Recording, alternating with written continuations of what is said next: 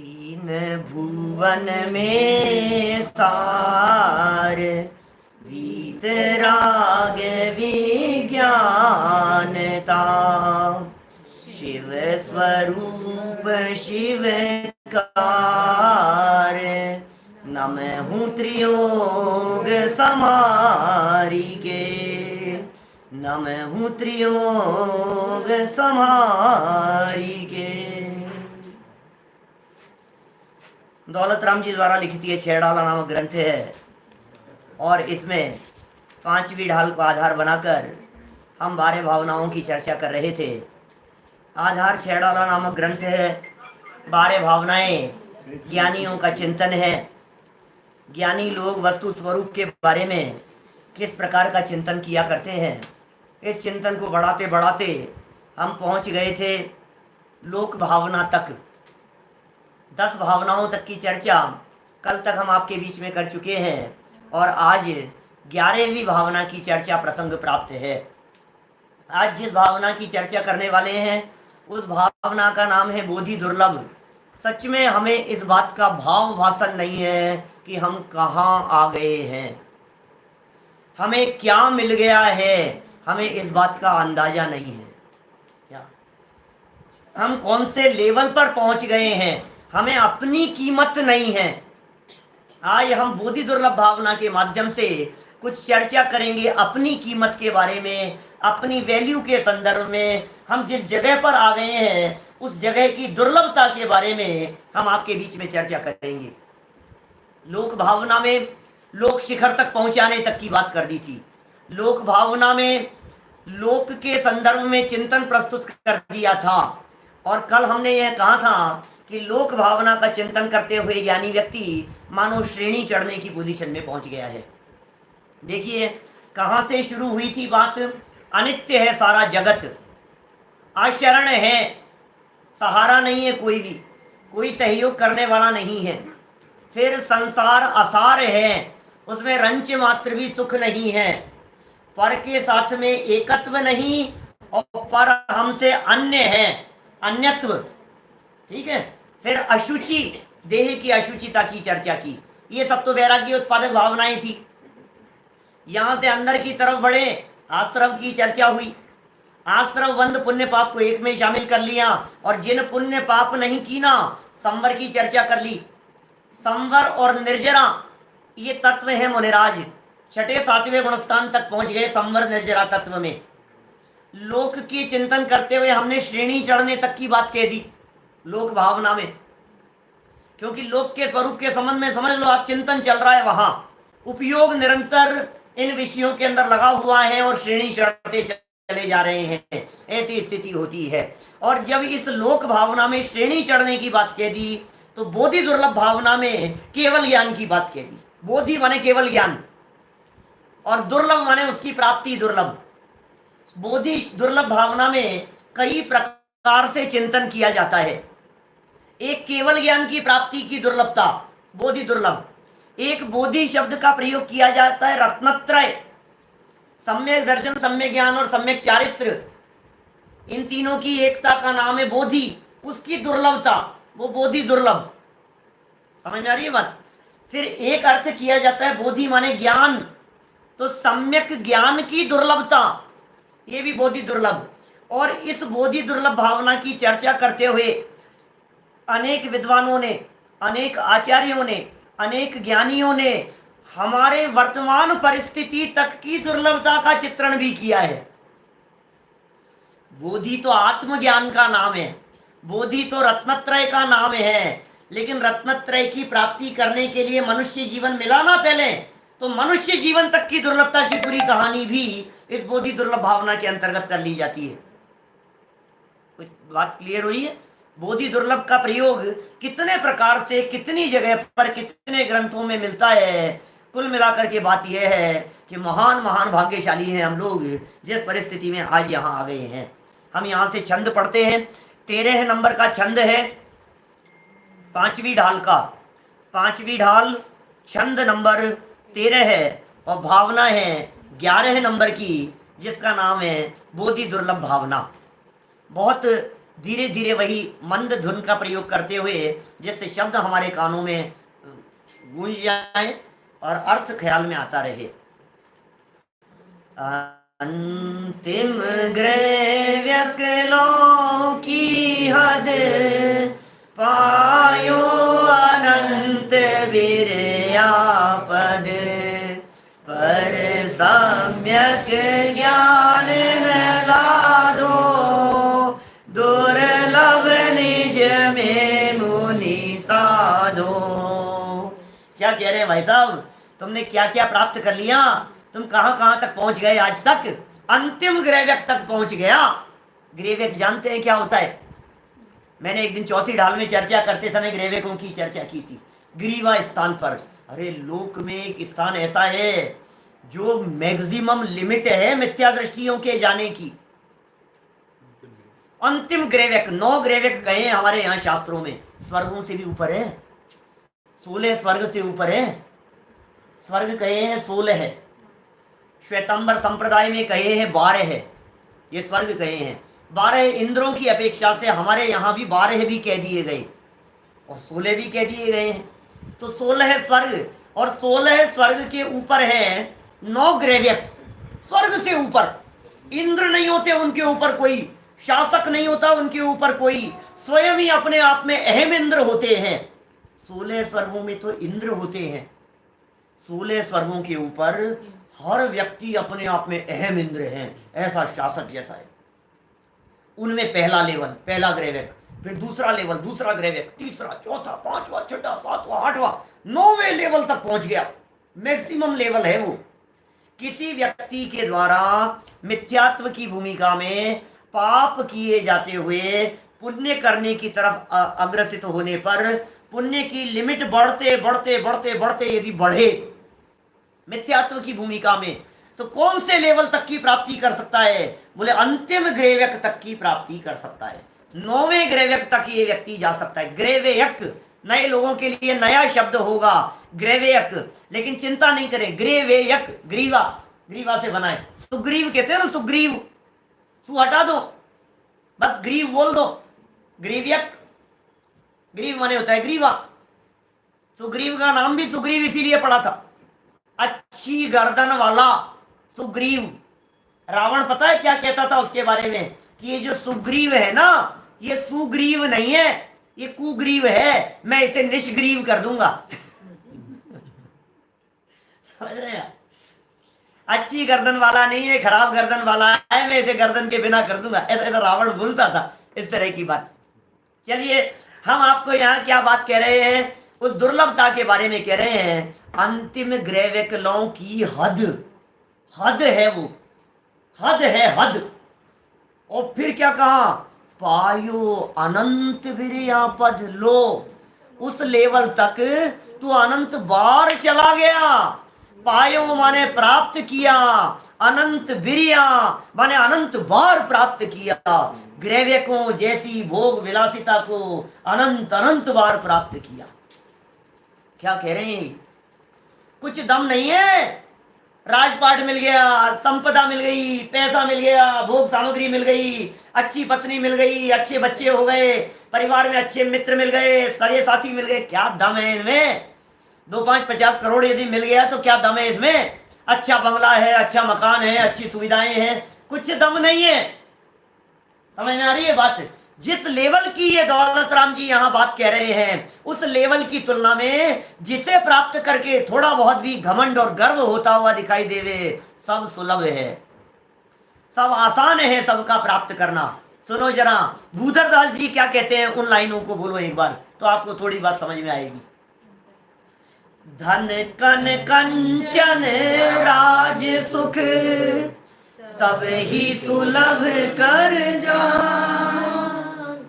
दुर्लभ है संसार में एक यथार्थ ज्ञान, एक यथार्थ ज्ञान। बोलो क्या कह दिया है, समझ में आई क्या? धन, कन और कंचन, तीनों के अर्थ जानते हैं आप? धन, कन और कंचन। धन माने है सोना, सोना नहीं पैसा। धन का अर्थ गोधन भी किया जाता है, गाय भैंस आदि धन भी किए जाते हैं। धन का अर्थ दास दासी भी किया जाता है। ये सब हमारे धन है। हाथी घोड़े आदि को भी धन कहते हैं, ये भी धन है। तो धन माने रुपया, पैसा, संपत्ति। कण, कण माने क्या है? अनाज। कहते हैं ना, चींटी को कण और हाथी को मण मिल ही जाता है। तो कण माने है अनाज, धन, कण, और कंचन माने है गोल्ड, सोना। धन मिलना, खूब खाद्य सामग्री मिलना, भोग सामग्री मिलना। कण कहकर के भोग्य सामग्री कहना चाहते हैं। कंचन कहकर के सोना, चांदी, हीरे, माणिक, मोती, जवाहरात कहना चाहते हैं। धन, कण, कंचन, और इतना ही नहीं, राज्य सुख मिल जाना। राजा बना दिया गया आपको, मंत्री बना दिया गया आपको, मिनिस्टर बना दिया गया आपको, समाज का अध्यक्ष बना दिया गया आपको। धन, कण, कंचन और राज्य सुख, राज्य सुख की प्राप्ति हो जाना। धन, कण, कंचन, राज्य सुख। और क्या कह रहे हैं इसके बारे में? सब ही सुलभ, सब आसान है, मिलना आसान है। ये मिल गया है, बहुत आसान है। राजपाट मिल गया, अरे साहब ये कितना भाग्यशाली हूं। अरे भरत चक्रवर्ती से पूछो, वो क्या कहते हैं? चक्रवर्ती अवस्था मिल जाना ये अभागापन है। लो, अच्छा बतलाओ कैसा लगे आज आपको भारत का प्रधानमंत्री बना दिया जाए तो? बोलो कैसा लगता है आपको? मजा आ जाएगा यार, मैं प्रधानमंत्री बन गया, मजा आ गया, मेरा नाम सिलेक्शन हो गया। राष्ट्रपति के लिए नॉमिनेशन चल रहा था और मेरा नाम नॉमिनेट हुआ है उसके लिए, बनाया नहीं अभी, उसमें तो फूल के कुप्पा हो जाता है। मैं अपन भाई साहब आखिर दावेदार तो है ही उस पद के, उस पद के यही है ना। यहाँ क्या कह रहे हैं? सब ही सुलभ कर जान। ये सारी बातें अत्यंत सुलभ है, सुलभ है, इनमें कुछ दम नहीं है इनका प्राप्त हो जाना। अनंत बार प्राप्त करके छोड़िए संपदा को, अनंत बार इस वैभव को प्राप्त करके छोड़ा है, अनंत बार भोग सामग्रियां मिली है। मैं चक्री पद पाए निरंतर भोगे भोग घनेरे, और तो भी तनिक भये नहीं पूर्ण भोग मनोरथ मेरे। क्या भाई साहब, तो लग रहा है अरे यार मैं कितना भाग्यशाली हूँ, रोजाना मेरे को कभी लड्डू मिल रहे हैं, कभी खीर मिल रही है, कभी मालपुए मिल रहे हैं, कभी मक्खन बड़े मिल रहे हैं, कभी ये मिल रहा है, कभी घर के बनाए हुए बिस्किट मिल रहे हैं, कभी ये बन रहा है, कभी वो बन रहा है। बहुत अपन तो क्या भाग्यशाली है भाई साहब, कैसी जगह पर आ गए हैं, तेरे को खाना ही खाना दिखता है, मरे जा रहा है खाने खाने के लिए। ये कह रहे हैं राज्य जैसी संपदाएं भी मिल जाएं तो सब सुलभ है, सुलभ समझना उसको। धन कन कंचन राज सुख सब ही सुलभ कर जा, दुर्लभ है संसार में एक यथार्थ ज्ञान। दुर्लभ क्या है भाई साहब, फिर ये बता दो। एक यथार्थ ज्ञान की प्राप्ति करना वो महान दुर्लभ है। सम्यक ज्ञान की प्राप्ति करना दुर्लभ है, यथार्थ ज्ञान की प्राप्ति करना महान दुर्लभ है। इन सब चीजों में दम नहीं है। पुण्य के उदय से पुण्य के उदय का उछाला आता है और व्यक्ति कहां से कहां पहुंच जाता है। लेकिन फिर क्या होगा? फिर पाप का भी तो आएगा, पाप का भी तो आएगा भाई साहब। पुण्य का उदय परमानेंट तो नहीं चलेगा, अनुकूलताओं के बाद में प्रतिकूलताएं आती हैं। उत्तम मुआ चांडाल हुआ, भूप कीड़ों में गया। लो, देव मरे एक इंद्रिय हो गया। लो साहब, क्या हुआ तुम्हारी देव अवस्था का, क्या हुआ तुम्हारी ग्रेवेक अवस्था का? आ जाओ लौट करके नीचे। ये हालत है, समझ में आ रही है बात? तो क्या कह दिया? सम्यक ज्ञान की प्राप्ति होना ये महान दुर्लभ है भाई साहब। आज तक यदि नहीं हुई तो सम्यक ज्ञान की प्राप्ति नहीं हुई। हमें यदि आज तक नहीं मिला तो भेद विज्ञान नहीं हुआ, आज तक यदि नहीं हुआ तो सम्यक दर्शन नहीं हुआ, पंचम गुणस्थान नहीं हुआ, और ये हो गया तो छठा सातवां गुणस्थान नहीं हुआ, भावलिंगी संत अवस्था नहीं हुई। ये नहीं हुआ भैया। करने योग्य काम तो है, ये काम है करने योग्य। तो आज दिन में चर्चा में कही ऐसी बात, ये राजन पंडित जी साहब का प्रवचन था और उसमें वो कह रहे पल पल जीवन बीता जाता है। इतनी दुर्लभता है भाई साहब। सुनो, ये पर्याय मिल गई है। ये पर्याय में कोरोना तक नहीं, जब तक पर्याय का अंत नहीं होगा तब तक मुझे अपना हित कर लेना है। इसके अलावा दूसरा कोई काम नहीं। ये करने योग्य काम मुझे करना है। सोचो आप, महाभाग्य से मिल गया ये। मैं दुर्लभता के संदर्भ में दादा की कुछ पंक्तियां आपके सामने प्रस्तुत करना चाहता हूं। बहुत ही सुंदर और मार्मिक पंक्तियां हैं। मैं तो ये चाहता हूं कि आप उन पंक्तियों को याद भी करें, गुनगुनाएं भी और बोले भी। दुर्लभता का जो चित्रण उन्होंने कर दिया है 4 लाइनों में, गजब ही कर दिया है। पहले शुरू की 4 लाइनें बोलते हैं, फिर जो याद करवानी है उनको रिपीट कराऊंगा। याद करना तैयार रहना, पेपर पेन लेकर के नोट करने के लिए तैयार रहना जिनके पास में नहीं है। सुनो जरा क्या कह रहे हैं। इंद्रियों के भोग एवं भोगने की भावना है सुलभ, सब दुर्लभ नहीं है इन सभी का पावना। क्या कह दिया? इंद्रियों के भोग और भोगने की भावना क्या है सुलभ, ये सब सुलभ है, दुर्लभ नहीं है इन सब का प्राप्त हो जाना। बराबर, सरल लाइनें थी। हे महादुर्लभ आत्मा की जानना पहचानना, हे महादुर्लभ आत्मा की साधना आराधना। क्या ये है महादुर्लभ? क्या क्या महादुर्लभ है? भोग मिल गए, सामग्री मिल गई, विषय मिल गए, अच्छा मोबाइल। यार राजे तू कितना भाग्यशाली है यार, तेरे पास ऐसा मोबाइल है। अरे यार तेरे पास आईपैड है, 5 साल की उम्र में तेरे पास इतना है, तेरे पास ये है। बच्चों ऐसा लगता है, होड़ लगती है बच्चों में। अच्छा अभी से ही इतना सा है, और अभी तेरे को बाइक दिला दी, तेरे पास साइकिल भी दिला दी, अभी से ही तेरे को स्कूटी दिला दी। ये ऐसे लगता है, ये बच्चों को, लोगों को, बड़ों को भी आपस में, अरे आपके पास में क्या है? अच्छा तुम्हारी सास ने तुम्हारे को 3-3 सेट दिलाए हैं अभी बर्थडे पर। तो ये क्या कह रहे हैं यहाँ पर? अरे भाई इन सब की भावना भी और इन सब का प्राप्त होना भी, ये सब सुलभ है, खूब मिल गया है। अब प्राप्त कर करके अनंत बार छोड़ दिया है तूने, कुछ दम नहीं है। यदि कुछ दुर्लभ है तो आत्मा को जानना, आत्मा को पहचानना और आत्मा की साधना और आराधना, ये महादुर्लभ है। अब आगे की 4 लाइनें याद करना जरा, आगे की 4 लाइनें याद करना। महाभाग्यशाली हैं हम, किस जगह पर आ गए हैं उसका चित्रण किया है, बड़ा गजब का। बोलना बेटा साथ साथ में, याद है तेरे को लाइनें। नर देह उत्तम देश पूरण, आयु शुभ आजीविका, दुर्वासना की मंदता, परिवार की अनुकूलता। देखो भाई सरल लाइनें हैं, अज्जू भैया याद है ना? दीपेश जी याद होगी आपको भी, सबको याद कराई थी हमने हमारे सभा में। तो ये बार बार में दोहराओ इनको। हम कौन सी जगह पर हैं? 4 लाइनें हैं, इनमें दुर्लभता को जो एक के बाद स्टेप बाय स्टेप बढ़ाया है, आप देखना जरा उनको। ठीक है विनय जी, नीरज जी साहब देखो जरा क्या कह रहे हैं।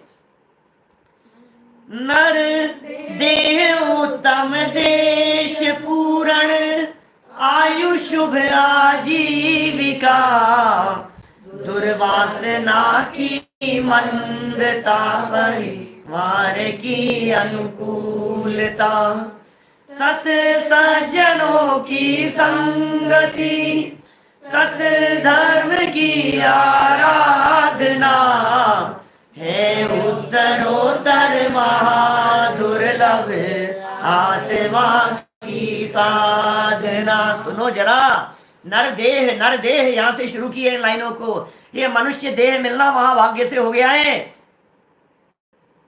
1 घंटा चाहिए मुझे मनुष्य देह की प्राप्ति की दुर्लभता को बतलाने के लिए। 1 इंद्री पर्याय से निकल करके 2 इंद्री में आया, 3 इंद्री में आया, 4 इंद्री, 5 इंद्री, फिर उनकी दुर्लभता बतलाते जाओ एक एक चीज की। मुझे डिटेल नहीं करनी है, समय सीमित है, बातें बहुत करनी है आप लोगों के साथ में। क्या कह रहे हैं? जीवन मिल गया है ना ये? क्या भाई साहब, ये जीवन जो आपको मिल गया है, ये कितना दुर्लभता से मिल गया है। मनुष्य शरीर आसान समझते हो आप? मनुष्य शरीर का मिल जाना। एक दिन सुनाई थी ना मैंने वो, पुण्य तेरा नर जन्म के संग बह गया। न मालूम कितने जन्मों का पुण्य एकत्रित होता है, तब जाकर के ये प्राप्ति होती है, सब संयोगों की प्राप्ति। क्योंकि मनुष्य जीवन रूपी पुण्य तो पिछले जन्म में ही बांधा था, एक भाव पहले ही तो बंधेगी आयु। आयु तो एक भाव पहले ही बंधेगी, लेकिन कई जन्मों से मानो उसकी उन्नति के विकास का क्रम चालू चालू था, बढ़ता चला जा रहा है, बढ़ता चला जा रहा है। अरे नर देह की बात कर रहे हैं, नारकी नहीं हुआ, तू सोच जरा। असंख्यात नारकी है, असंख्यात, असंख्यात त्रियंच है, त्रियंच नहीं हुए। और देवों से ज्यादा भाग्यशाली हैं हम, जो हमें मनुष्य देह की प्राप्ति हो गई है। देव लोग तरसते हैं,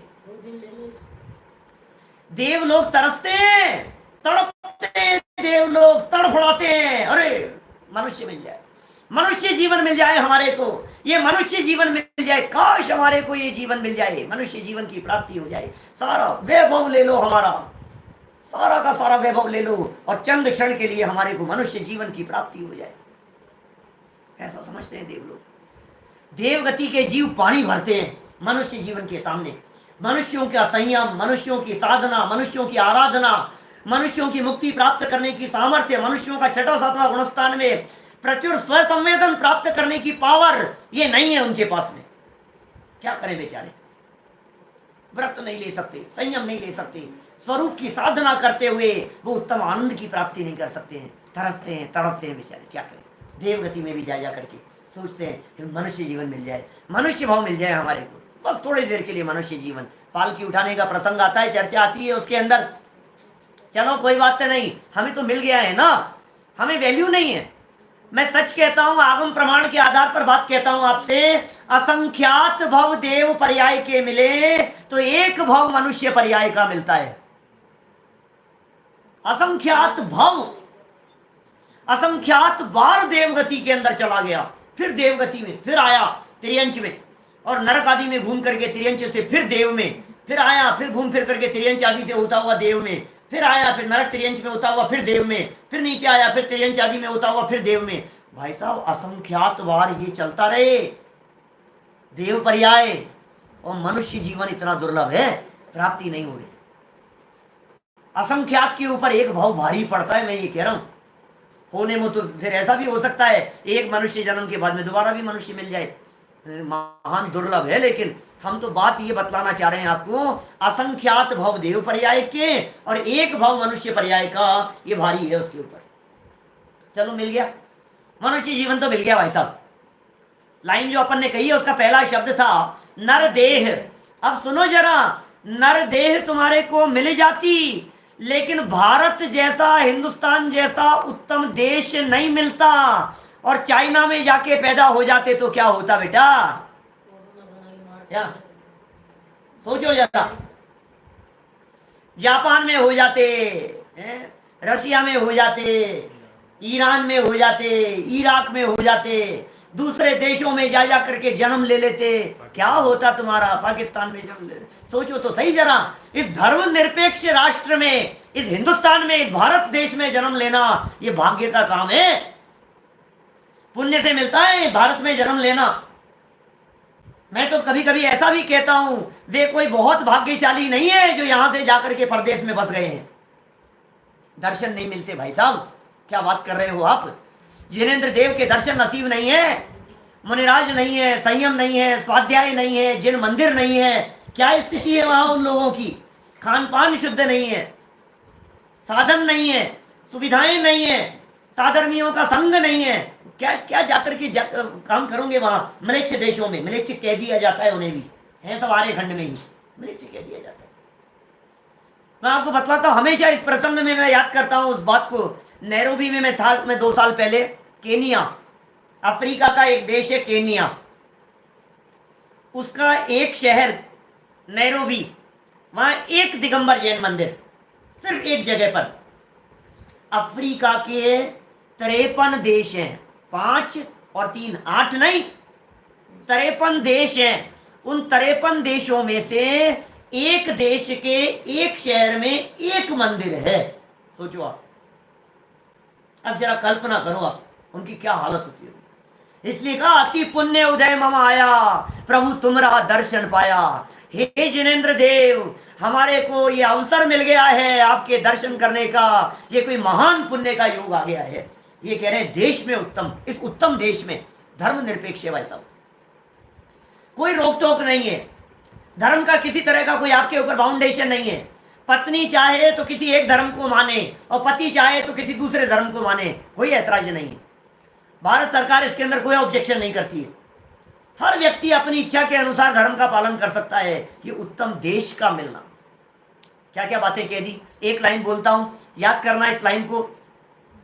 नर देह उत्तम देश, पूर्ण आयु शुभ आजीविका। एक और, दुर्वासना की मंदता, परिवार की अनुकूलता। सोचो सोचो भैया, क्या मिल गया है?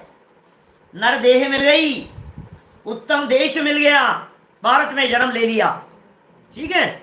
अब कह रहे हैं पूर्ण आयु, मनुष्य भी बन गया और दूसरी जगह जन्म ले लेता तो क्या होता कि नहीं यहां ले लिया। और उसमें भी जयपुर जैसे नगर की बात करें, हम तो जैन नगरी में रहते हैं, जयपुर में ले लिया, इंदौर में ले लिया। 400 जैन मंदिर है हमारे जयपुर में, दिगंबर जैन मंदिरों की बात करता हूं, 400 दिगंबर जैन मंदिर। कई बार मुझसे लोग पूछते हैं, बाहर के लोग, पंडित जी जयपुर कभी आए नहीं, पहली बार आ रहे हैं, 3 दिन बाद में जयपुर पहुंचेंगे, हमें ये बतला दो जैन मंदिर कहाँ मिलेगा। तो मैं ये कहता हूँ, बेटा भाई साहब, आप जिस जगह पर खड़े होंगे ना, जहां भी जयपुर के जिस एरिया में, जिस दिशा में मुंह मोड़ लोगे, वहां आपको जैन मंदिर मिल जाएगा। और क्या करें, जिस दिशा में मुंह मोड़ लोगे आपको वहां जैन मंदिर मिल जाएगा, आगे उस दिशा में चलने पर। ऐसे भाग्यशाली।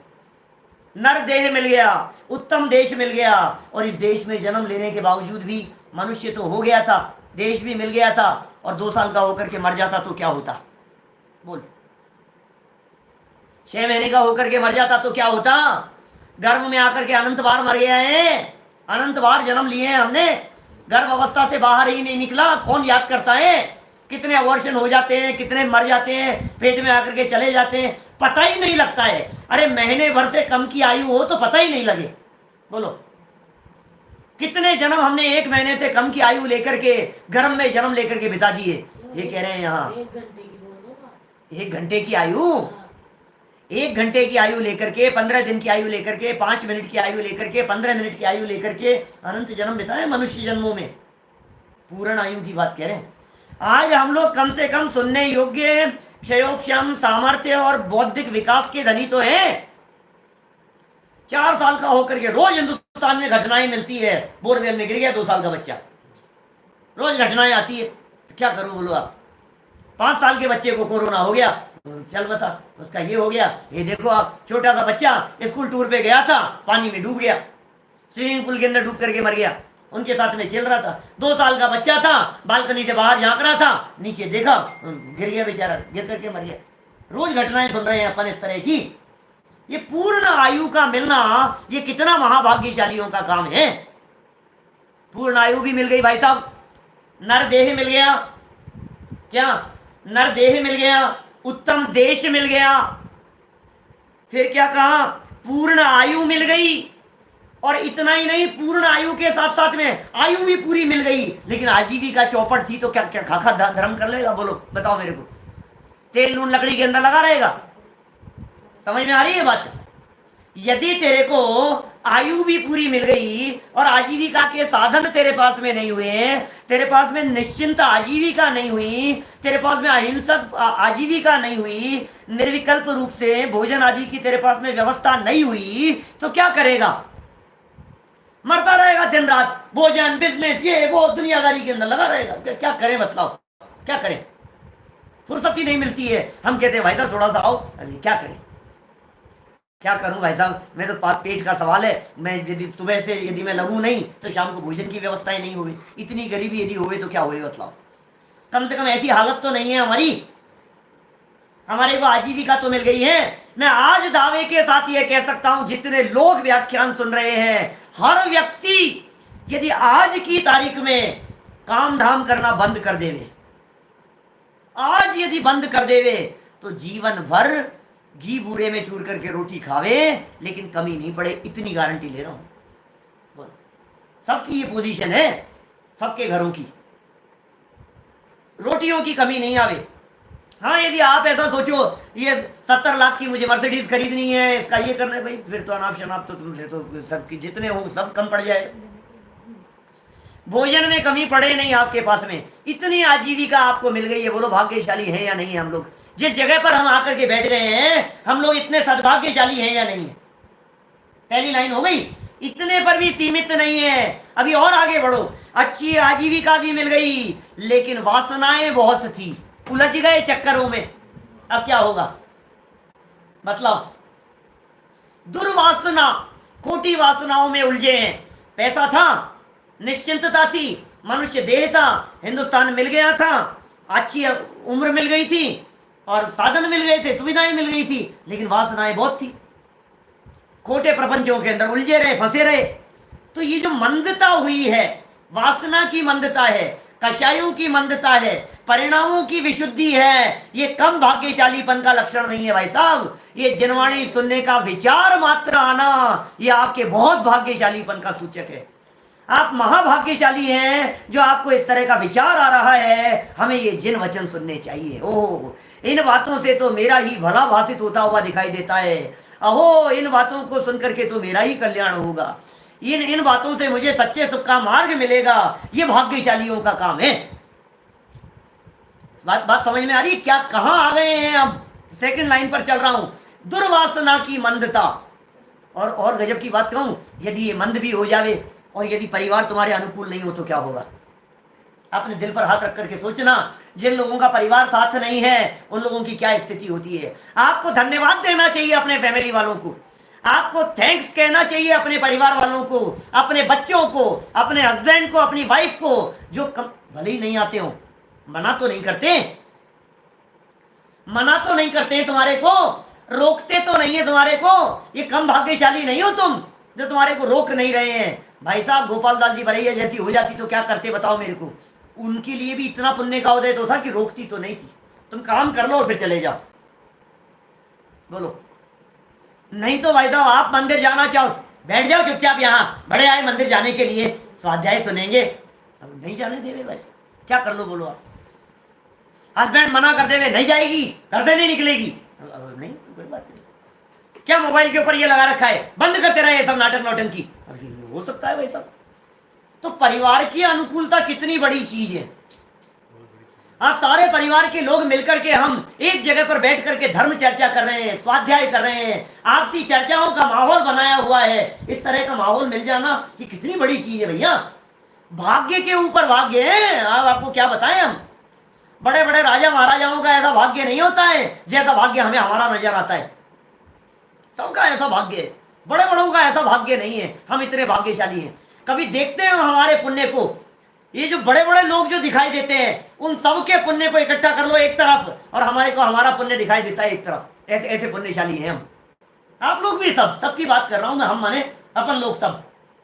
जिनवाणी सुनने का जिसे अवसर मिल रहा है वो महाभाग्यशाली है। अरे गुरुदेव ये कहते थे, तुझे जूतों में बैठ करके भी जिनवाणी का सुनने का अवसर मिल गया तो समझ लेना चक्रवर्तित्व का पुण्य कुछ दम नहीं रखता है तेरे सामने। ये एक तरफ ऐसे भाग्यशालियों की बात है। 2 लाइनें बोली है मैंने, इन 2 लाइनों को याद कर लो जरा, दीवार पर लिखवा करके रख लो। 2 नहीं 4 लाइनें हैं, रट लेना, बार बार में बोलना, बार बार में गुनगुनाना। एक बात ध्यान रखना, जीवन में कभी अपने आप को अभागा मत कहना। उपशम, अरे यार मेरी तो किस्मत ही खराब है। यार समझ में आ रही है क्या? मेरी तो किस्मत ही खराब है यार, मेरा तो ये गेम ही टूट गया। अरे यार मैं तो ये चाहता था, मैं तो पता नहीं। बच्चों की बात नहीं कह रहा हूं, बड़ों की बात भी कह रहा हूं। कभी कभी बड़ी सभाओं में कहता हूं, ऐसी बड़ी सभाओं में जैसी यहां लगी हुई है सामने, ऐसी सभाओं में मैं बात करता हूं और मैं कहता हूं लोगों से इस तरह की बात, अभागा मत कहना अपने आप को। ऐसे लोग मिलते हैं, अरे पंडित जी क्या बताऊं यार, मेरी तो किस्मत ही खराब है। स्टेशन पहुंचा और मेरे सामने ट्रेन जा रही थी, क्या रोते रह गए, क्या करें, मेरी तो किस्मत ही खराब है। बड़ी मुश्किल से मैंने डोसे बनवाए और मैंने ये कह दिया बेटा तू खा ले पहले, और उन्हें खाए और इतने में लोग खत्म ही हो गए। मेरी तो किस्मत ही खराब है। क्या? सबसे पहले मैं बैठ गया, उस समय तक तो बने ही नहीं ढंग से, तो बैठते नहीं है ना, मेरी तो किस्मत ही। अरे भाई तू कहाँ छोटी छोटी सी बातों में अपनी किस्मत को देख रहा है। तुझे जिनवाणी सुनने का अवसर मिल रहा है, तेरी किस्मत बहुत अच्छी है। समझ में आ रही है बात? जिनके ऊपर जिनवाणी माँ का हाथ है वे कभी अभागे हो नहीं सकते। आपके ऊपर जिनवाणी माँ का हाथ है। जो माँ के निर्देशन में चले वो बच्चे अभागे कैसे हो सकते हैं? माँ है ना हमारे माथे पर। क्या परमात्मा सुनने को मिल गया, बोलो, सबसे बड़ा भाग्य तुझे परमात्मा सुनने का अवसर मिल गया है। तू परमात्मा है, तू भगवान है, तू भगवान बन सकता है। ये बात तुझे सुनने का अवसर मिल गया है, तू रो रहा है? अरे खुशियां मनाने का अवसर है। महाभाग्य से ये जैन कुल मिल गया है, ये जैन दर्शन मिल गया है, ये परिवार हमारे को मिल गया है। संतुष्ट मत होना, ध्यान रखना। आगे बढ़ने के लिए कह रहे हैं हम, इसकी कीमत समझने के लिए कह रहे हैं हम। इसलिए कह रहे हैं कि जो आपको मिल गया है ये विषयों में खो देने के लिए नहीं है, ये भोगों में बर्बाद कर देने के लिए नहीं है, ये समय बर्बाद करने के लिए नहीं है। जिस जगह बर्बाद कर रहा है, खेल करके, घूम करके, फिर करके, मौज मस्ती करके जो तू बर्बाद कर रहा है ना, बीता कल नहीं वापस आता है। ये समय लौट करके नहीं आएगा, ये समय वापस नहीं आएगा। भाई साहब, कर लो आत्मा का अनुभव, डूब जाओ अपने में, समा जाओ अपने में। यह अवसर मिल गया है। 2 लाइनें उम्मीद करता हूं याद हो गई होंगी आपको। बोलेंगे सब लोग मिलकर के, सामने वाले हमारे साथी। नर देह उत्तम देश पूर्ण, आयु शुभ आजीविका, दुर्वासना की मंदता, परिवार की अनुकूलता। भाई साहब, परिवार की अनुकूलता की बात कर रहा हूं। क्या हम भी जगह जगह, देश विदेश में, दुनिया भर में घूमते हैं तो हमारे परिवार की अनुकूलता के बिना नहीं हो सकता है। माता पिता ने कह रखा है बेटा कोई बात नहीं, चिंता मत करो। पत्नी ने कह रखा है, बच्चे ने कहता है पापा जाओ आप, तो कोई दिक्कत नहीं है, रह लूंगा मैं। तो ये अनुकूलता के बिना हो सकता है क्या भाई साहब? बोलो, बिना अनुकूलता के काम नहीं हो सकता है। आप सब भाग्यशाली हैं। अभी यदि आप ये मोबाइल लेकर के बैठे हैं और आपका परिवार आपका विरोध नहीं कर रहा है, आप यदि ये लाइव सुन रहे हैं, तो आप भाग्यशाली हैं। कितना परिवार का सपोर्ट है, क्यों नहीं देख रहे हो आप? ये कम चीज है। हम आपको हर चीज में सपोर्ट करने के लिए तैयार हैं, बस आप हमारे को आराधना में सपोर्ट करते रहो। बस आप कहोगे जो बना करके खिलाएंगे, आप कहोगे जहां ले जाएंगे, आप कहोगे जो चीज वो आपके लिए करेंगे हम, आप कहोगे जो करने के लिए तैयार हैं। लेकिन बस एक बात, हमारे आराधना में कभी विघ्न मत डालना। बहुत अच्छी बात है, सब कर सकते हैं। ये चीज हमारे को मिलती रहे, परिवार की अनुकूलता। और आगे की 2 लाइनें नारियो, सत सज्जनों की संगति, सत धर्म की आराधना, है उत्तरोत्तर महादुर्लभ आत्मा की साधना। भाई साहब, ये दादा ने कौन सी घड़ी में ये पंक्तियां लिखी है, मैं तो दीवाना हूं इन पंक्तियों का। पूरी बारे भावना इसी तरह की है, लेकिन ये पंक्तियां कितनी गजब की है, झकझोर देने वाली है ये पंक्तियां। क्षत्र चूड़ामणि ग्रंथ चलता था हमारे यहाँ टोडरमल जी के मंदिर में, 3 दिन चलाई हमने इनकी दुर्लभता की भावना को। इतनी दुर्लभता, इतना आनंद आता है, भाव विभोर हो जाओ आप। इतना मिल गया, चलो परिवार भी अनुकूल हो गया, अब तो बहुत बड़ी बात हो गई, अब तो बहुत बड़ी चीज हो गई ना, कि नहीं?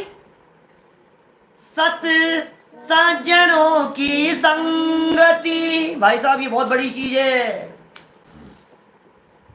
परिवार अनुकूल था आपके, लेकिन जिनकी संगति में उलझ गए, उन्होंने हमारे को टोने टोटके में उलझा दिया। अब क्या करो बोलो? सारी चीजें मिल गई, कहां कहां? मनुष्य जीवन मिल गया, भारत जैसा देश मिल गया, पूर्ण आयु मिल गई, अच्छी आजीविका मिल गई, कुछ कषायों की मंदता भी हुई, कषायों की मंदता भी हुई, और परिवार भी अनुकूल था।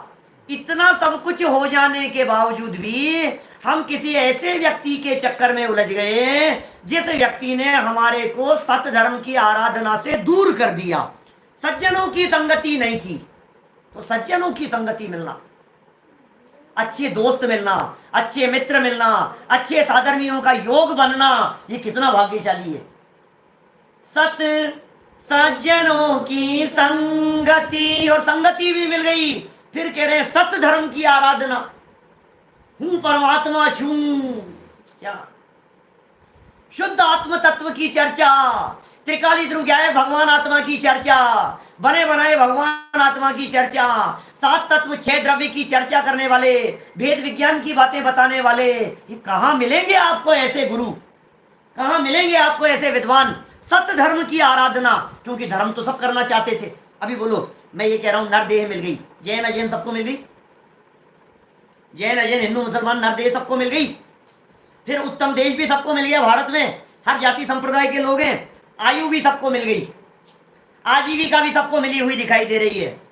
वासनाओं की मंदता उनके भी कम नहीं है, अन्य मत वालों के भी, और परिवार की अनुकूलता भी उनके यहाँ भी बहुत हो सकती है। सज्जनों की संगति भी मिल सकती है, बहुत अच्छे लोग हैं भाई साहब। मैं तो क्या बतलाऊं, हमारे पड़ोसी इतने अच्छे हैं, अरे ऐसे दोस्त मिले, आधी रात को खड़े हैं हमारे साथ में, सज्जन लोग हैं भाई, हेल्प करने के लिए तैयार हैं। लेकिन सत्य धर्म की आराधना, सच्चे धर्म की आराधना, वस्तु धर्म की चर्चा करने वाले, वस्तु स्वरूप को बताने वाले, क्या है वस्तु स्वरूप, क्या है वस्तु धर्म, इसकी चर्चा करने वाले कहां मिलेंगे बताओ मुझे? सत्य धर्म की आराधना। अब फिर क्या कह रहे हैं, उत्तर उत्तर महादुर्लभ है भाई साहब। ये सब एक एक स्टेप इतना है, अरबों खरबों की संपत्ति दो तो एक स्टेप आगे बढ़ पाओ, ऐसा है एक एक स्टेप। पैसे से नहीं मिलता है, पैसे से नहीं मिलता है भाई साहब। पैसे में दम क्या है यार, मुझे समझ में नहीं आता है। आप ये कहते हो कि मैंने अपने जीवन के 50 साल लगा करके पैसा कमाया है। आपको पता है क्या पंडित जी, कुछ नहीं था जब मैं बंबई में आया था, मेरे पास में कुछ भी नहीं था। और आज आपको मैं क्या बतलाऊं, 5,000 करोड़ की संपदा है मेरे पास, 5,000 करोड़ है। पिछले 40 साल के अंदर मैंने इतना कमाया है।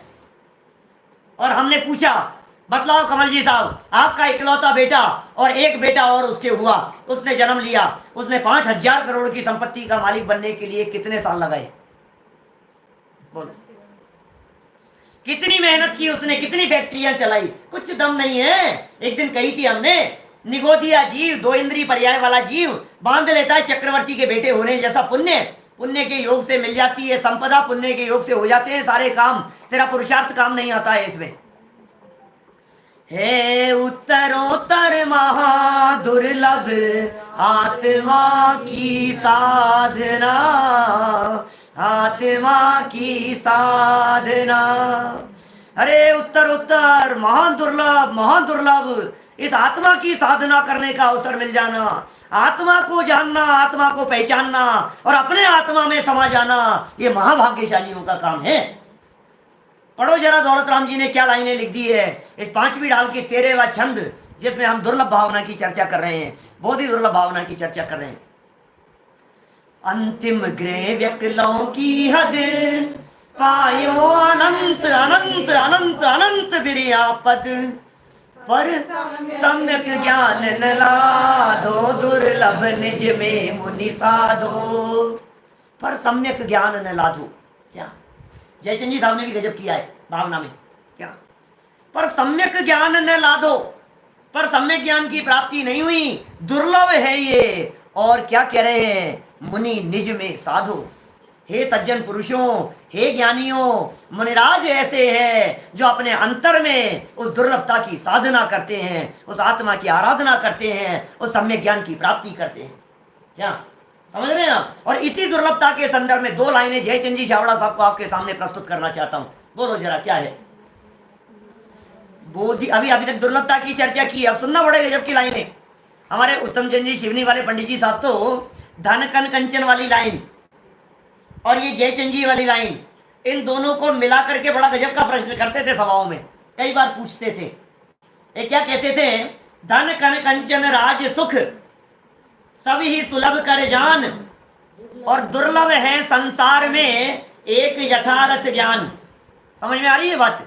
धन कन कंचन और राज्य सुख सभी सुलभ है ना, और दुर्लभ क्या है? एक यथार्थ ज्ञान दुर्लभ है, दुर्लभ है। अब सुनो जरा ये क्या कह रहे हैं जयचंद जी, बोधि आपका भाव है निश्चय दुर्लभ नाई, और भव में प्राप्ति कठिन है यह व्यवहार कहाई। क्या कह दिया है? अरे भाई ये दुर्लभ नहीं है सम्यक ज्ञान की प्राप्ति करना। क्यों नहीं है कठिन? क्योंकि तेरा अपना भाव है, मैं आत्मा जानने वाला, और जिसे जानना है वो भी मैं हूं। अब कठिनता क्या है बतलाओ मेरे को? कभी कभी ऐसा कहते हैं दादा, एक कप चाय का प्याला बना करके पीना बहुत कठिन काम है, लेकिन अपने आत्मा को जानना उससे भी सरल काम है, क्योंकि जानने वाला मैं और जानने में आने वाला भी मैं। क्या बोलो? मुझे यदि दूध गर्म करना है तो कितनी पराधीनता है, मुझे यदि चाय बनाना है तो कितनी पराधीनता है, दुनिया के सारे कामों में पराधीनता है। और अपने आप को जानना है, बंद की आंखें और अपने स्वरूप को जानने के लिए उपयोग को एकाग्र किया और जान लिया अपने आप को।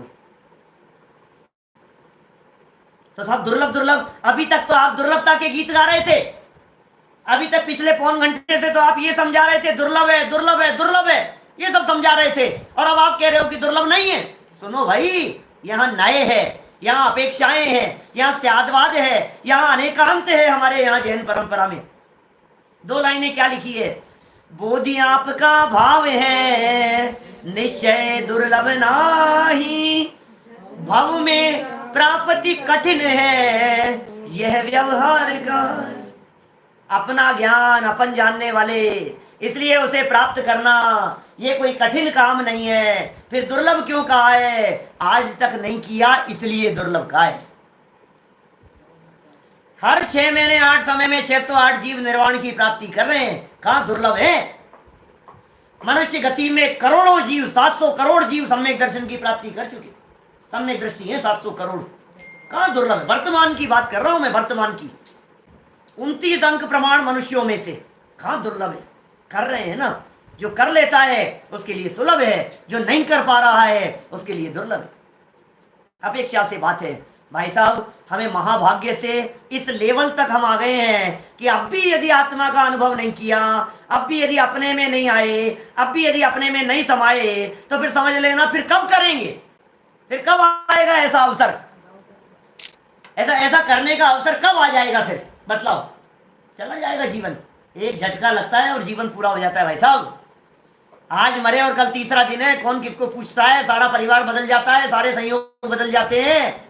तरसते रह जाओगे आप फिर जैन कुल में जन्म लेने के लिए, तरसते रह जाओगे। इतने सारे संयोग, क्योंकि इतने कॉम्बिनेशंस को मिलाना ये कितना कठिन काम है। आपके आज के 7 अरब की पॉपुलेशन वाली दुनिया में, 7 अरब की पॉपुलेशन वाली दुनिया में जैनी कितने हैं? जैनवाणी सुनने वाले कितने हैं? तत्व की आराधना करने वाले कितने लोग हैं? और आत्मा के स्वरूप को जानकर, पहचान कर उसमें समाने की भावना रखने वाले कितने लोग हैं? बताओ हमारे को। है उत्तरोत्तर महादुर्लभ इन सभी का पावना, इन सभी का पावना। ये उत्तरोत्तर महान दुर्लभ है, उत्तरोत्तर महान दुर्लभ है। एक के बाद एक स्टेप, एक के बाद एक स्टेप महान दुर्लभ है ही। और हमें मिल गया है। अवसर चूकने जैसा नहीं है, ये समय गंवाने जैसा नहीं है। ये अवसर गंवाने में नहीं चले जाए, ये समय बीत नहीं जाए। ध्यान रखना, सावधान रहना। इसलिए काम कर लेना भैया, जब तक हमारे को मौका मिला है तब तक काम कर लेना। और हम सभी इस दुर्लभता को समझकर, जो इन्होंने कहा है, पर सम्यक ज्ञान ने लाधो। सब कुछ मिला लेकिन सम्यक ज्ञान नहीं मिला। 5वीं ढाल की लाइन है। लाधो माने मिल जाना, लाधो पुरानी भाषा है, मिला के नहीं मिला। लाधो को ने ऐसे ऐसे कहते हैं पुराने, हमारे यहाँ राजस्थान में तो मिला के नहीं मिला तुम्हारे को, तो कह रहे हैं कि भाई साहब मिला के नहीं, लादना तो सम्यक ज्ञान नहीं मिला तुम्हारे को क्या। और ये अत्यंत दुर्लभ है। निज में मुनि साधो, मुनिराज इसकी निज में साधना करते हैं। इस तरह ये बहुत मार्मिक छंद मैंने आज एक ही दिन में पूरा कर लिया है। कल लेकिन और मार्मिक चर्चा के साथ में आपके बीच में मिलेंगे, जहां धर्म की चर्चा होगी, धर्म भावना की चर्चा होगी। युगल जी बाबू जी की पंक्तियां बोलने में रह गई है, चलो बोलो जरा क्या है। जागे मब दुर्लभ बोधि प्रभो, दुर्नय तम सत्वर टल जावे, बस ज्ञाता दृष्टा रह जाऊं, मद मत्सर मोह विनश जावे। क्या क्या कहा? जागे मम, मेरे अंदर में जागे दुर्लभ बोधि प्रभु। ऐसी भावना भारे भगवान के सामने खड़े होकर के, हे भगवान मेरे अंदर में ऐसी महान दुर्लभ बोधि की भावना जागृत हो जावे। वैसे इस पूरी पूजन का अर्थ है मेरा 8 प्रवचनों में, यूट्यूब पर अवेलेबल है। पूजन भक्ति के अर्थ वाला एक अलग फोल्डर है प्लेलिस्ट में। यदि आप पूजन भक्ति के अर्थ वाला फोल्डर देखेंगे तो इस देव शास्त्र गुरु पूजन की लाइन टू लाइन पूरी पूजन का अर्थ, और भी कुछ पूजाओं के अर्थ हैं, विनय पाठ के अर्थ हैं, शांति पाठ के अर्थ हैं, स्तुतियों के अर्थ हैं, वो तो वहां आपको मिल जाएंगे। इसलिए ज्यादा उसका मैं विस्तार यहाँ नहीं कर रहा हूं अभी। जिनको विशेष रुचि हो वे वहां से जान ले लें। लेकिन क्या कहा है, मैं बात क्या कही, दुर्नय तम सत्वर टल जावे, ये शीघ्र ही टल जावे, बस ज्ञाता दृष्टा रह जाऊं, मद मत्सर मोह विनश जावे, मोह माया और मिथ्यात्व का त्याग करके और सिर्फ ज्ञाता दृष्टा में रह जाऊं, ऐसी हम भावना व्यक्त कर रहे हैं। अल्पकाल में हमारे जीवन में ऐसी अवस्था प्रकट हो, इसी मंगल भावना से बात को यहीं विराम देता हूं। ओम नमः सिद्धे। शुद्ध स्वरूपी अविनाशी हूँ आत्म स्वरूप, सहजानंदी शुद्ध स्वरूपी अविनाशी हूँ आत्म स्वरूप, सहजानंदी शुद्ध स्वरूपी अविनाशी हूँ आत्म स्वरूप। सूझे लोकालोक सो वाणी मस्तक नमो, सदा देत हूँ धूप।